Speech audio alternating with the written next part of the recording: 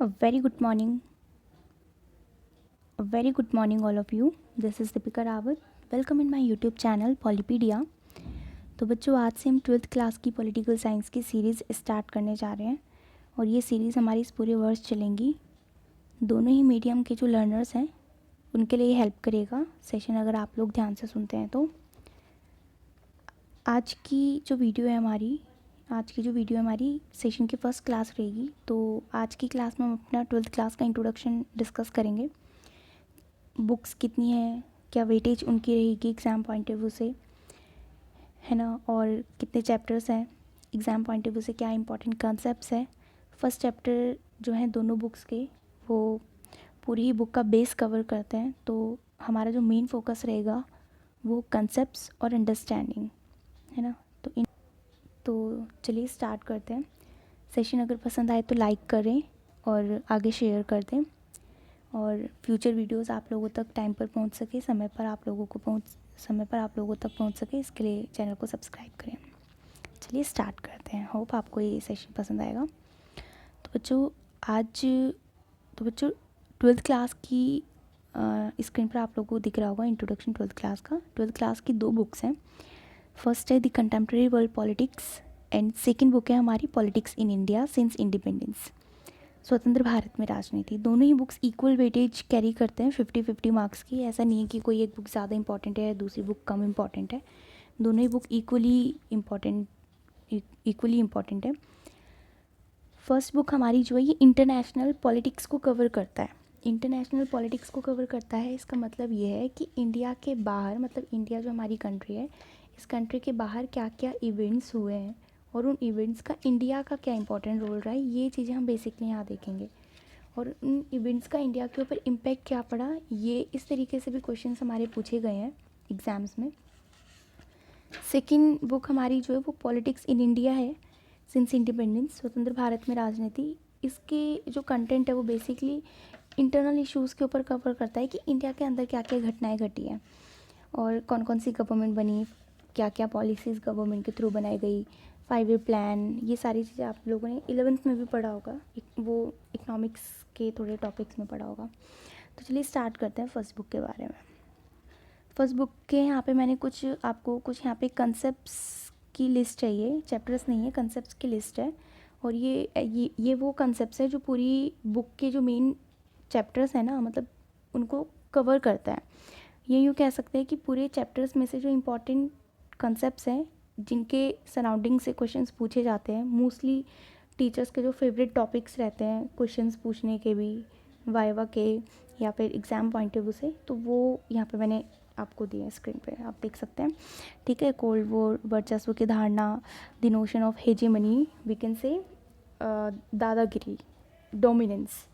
ठीक है, वर्चस्व का मतलब होता है dominance.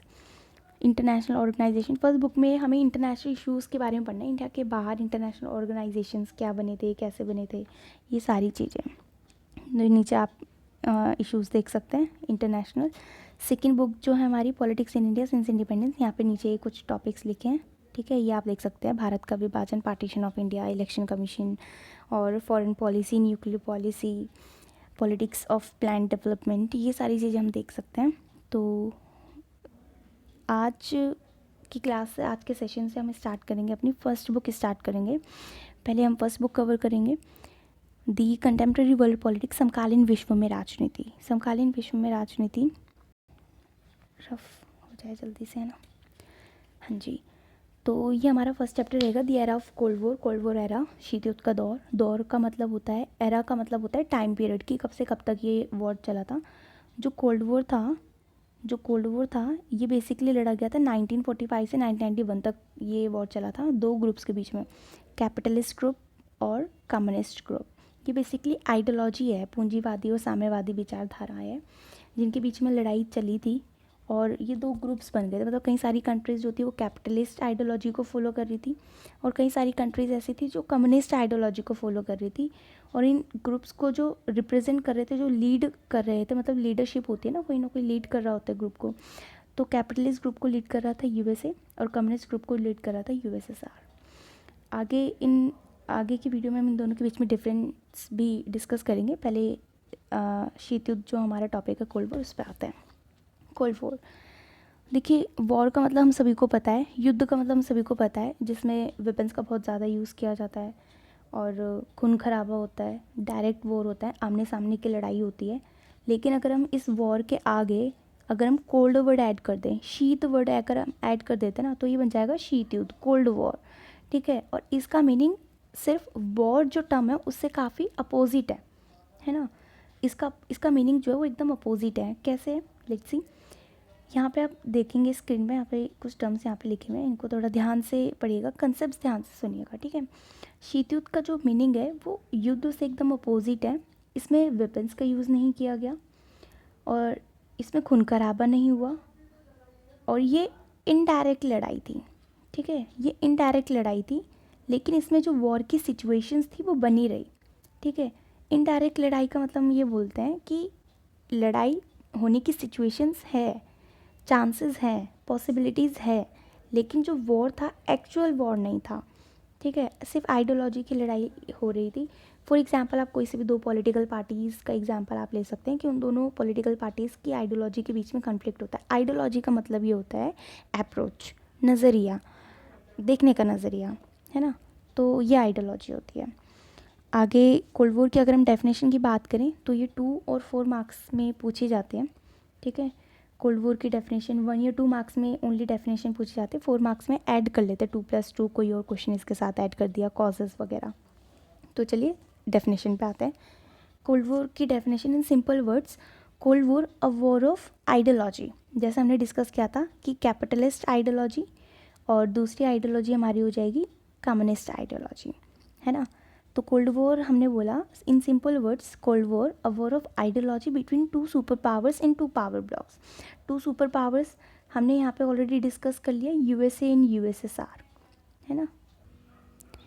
And 2 power blocks means, and 2 power blocks means ये जो कैपिटलिस्ट ग्रुप जो है और जो कम्युनिस्ट ग्रुप है, इनके जो ग्रुप्स थे उनको पावर ब्लॉक्स के नेम से जाना गया, ठीक है। तो नेक्स्ट है, मतलब बुकिश लैंग्वेज की अगर हम बात करें तो इसकी डेफिनेशन बनेगी, it refer to a competition. Competition जैसे मैंने बताया, हमने डिस्कस किया अभी कि कैपिटलिस्ट और कम्युनिस्ट ग्रुप दोनों ही एक दूसरे से सुपीरियर बनना चाहते थे। यूएसए यूएसएसआर दोनों के अलग अलग ग्रुप बन चुके थे। They want to defeat each other, एक दूसरे को हराना चाहते थे, एक दूसरे से आगे निकलना चाहते थे। Want to dominance over the each other और इन द वर्ल्ड में भी अपना डोमिनेंस चाहते थे, पावर चाहते थे और एक दूसरे को भी नीचा दिखाना चाहते थे। और यही रीज़न था कि इनके बीच में कंपटीशन चला।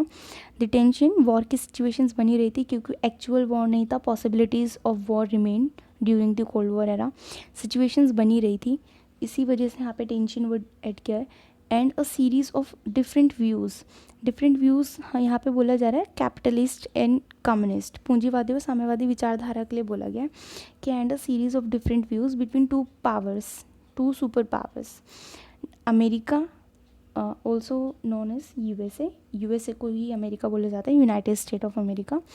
और नेक्स्ट है सोवियत यूनियन, जिसे यूएसएसआर के नाम से जाना जाता है। इसका पूरा नाम है union of Soviet socialist Republic, union of Soviet socialist Republic.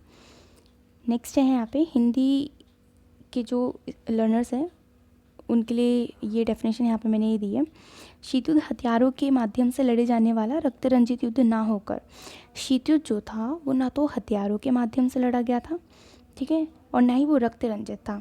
मतलब आप ये कह सकते हैं कि ना तो हथियारों के द्वारा ये लड़ा गया और ना ही इसमें खून खराबा हुआ। रक्त रंजित का मतलब होता है खून खराबा।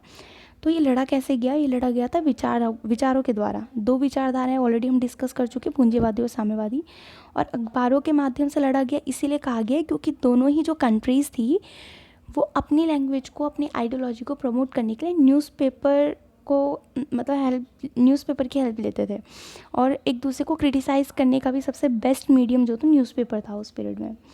और ये जो कोल्ड वॉर था ये 2 सुपर पावर्स के बीच चला था और उनके जो ग्रुप्स थे उनके बीच में चला था फ्रॉम 1945 टू 1991। ये 1 और 2 मार्क्स की डेफिनेशन पूछी जाती तो बेटर है, जितने मार्क्स का क्वेश्चन उतने पॉइंट्स आप लोग लिखो, है ना। चलिए अब आइडियोलॉजीज़ के बीच में डिफरेंस भी कर लेते हैं।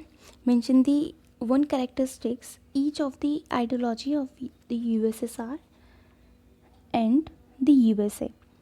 ये क्वेश्चन हमारा पूछा गया था 2019 में, बोर्ड का पेपर है ये, और सेट 2 में पूछा गया था। ये क्वेश्चन क्या पूछ रहा है? क्वेश्चन पूछ रहा है कि यूएसए की जो कैपिटलिस्ट आइडियोलॉजी थी पूंजीवादी, और यूएसएसआर की जो कम्युनिस्ट आइडियोलॉजी थी साम्यवादी, इन दोनों के ना एक एक फीचर आपको बताना है, ठीक है। अब एक फीचर तो आप आराम से बता दोगे, लेकिन यही क्वेश्चन अगर 6 मार्क्स में आ जाए कि डिफ्रेंशिएट करो दोनों आइडियोलॉजीज़ के बीच में, दोनों की इकोनॉमी के बीच में, या फिर सिर्फ उन्हीं के सिस्टम के बारे में आप बताओ, तो फिर उसके लिए मैंने आपको 6 पॉइंट यहाँ पे लिखे हैं, ठीक है। बहुत इजी है, अंडरस्टैंडेबल है, ठीक है। एक बार आप ध्यान से सुनेंगे तो इजीली आपके कवर हो जाएंगे। फर्स्ट है यहाँ पे कैपिटलिस्ट आइडियोलॉजी, ठीक है। कैपिटलिस्ट आइडियोलॉजी जो है पूंजीवादी विचारधारा है, और ये होती है क्योंकि इस ग्रुप को लीड कौन कर रहा था? यूएसए। तो यूएसए का सबसे बड़ा सपोर्टर था, और कम्युनिस्ट आइडियोलॉजी का सबसे बड़ा सपोर्टर था यूएसएसआर। चलिए स्टार्ट करते हैं। फर्स्ट पॉइंट है कैपिटलिस्ट आइडियोलॉजी का market based economy. Market based economy where market is free to take their decisions by their own. Means कि जो मार्केट होती है, जो बाज़ार होता है, वो अपने डिसीजंस खुद से लेने के लिए फ्री होता है, ठीक है।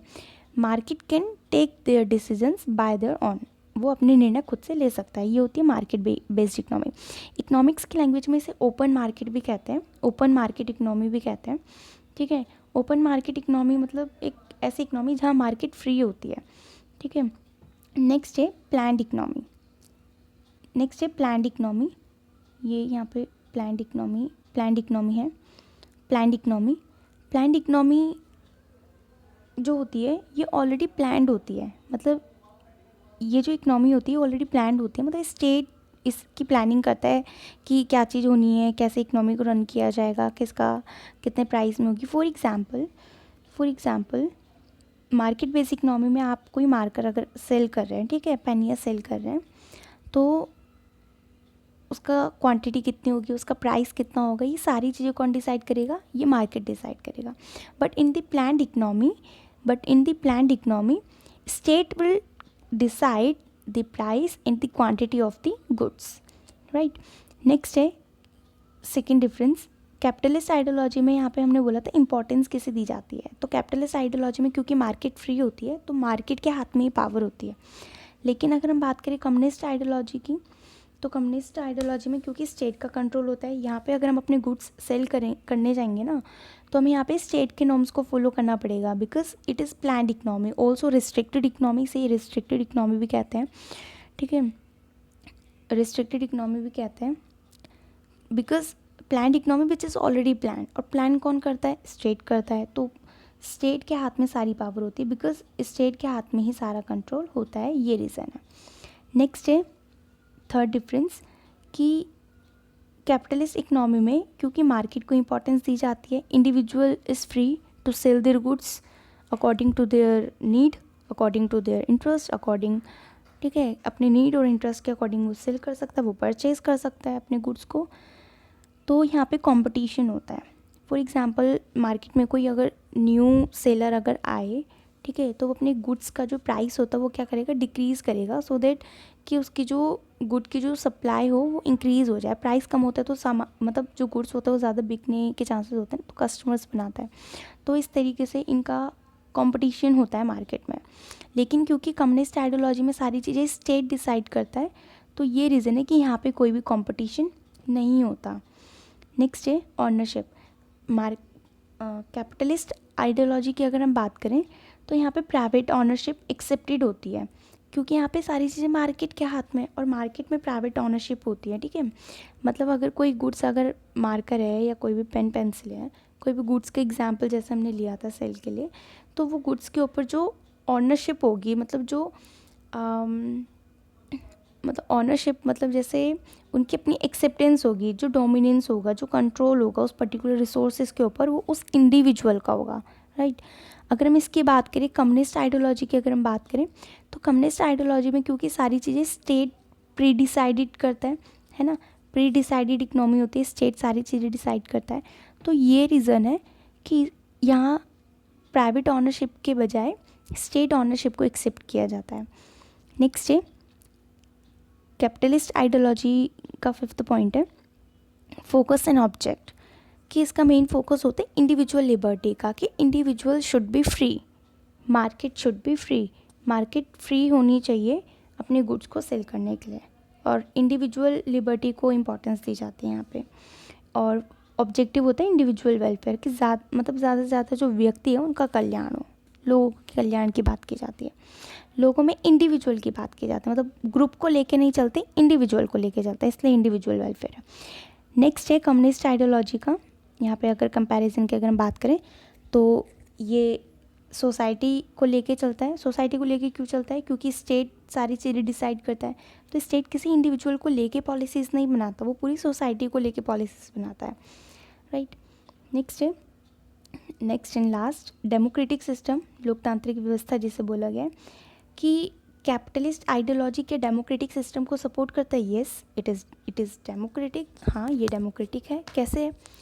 डेमोक्रेटिक का मतलब हम ये भी ले सकते हैं कि in the capitalist ideology people have the right to criticise their own government. वो अपनी गवर्नमेंट को क्रिटिसाइज़ कर सकते हैं। They have the right to participate in the policy making process of the government. वो गवर्नमेंट के पॉलिसी मेकिंग प्रोसेस में participate कर सकते हैं। Means they have freedom of expression, मतलब अपनी विचार अभिव्यक्ति की आज़ादी होती है। सरकार के नीति निर्माण में भागीदारी ले सकते हैं, लोकतांत्रिक होता है ना।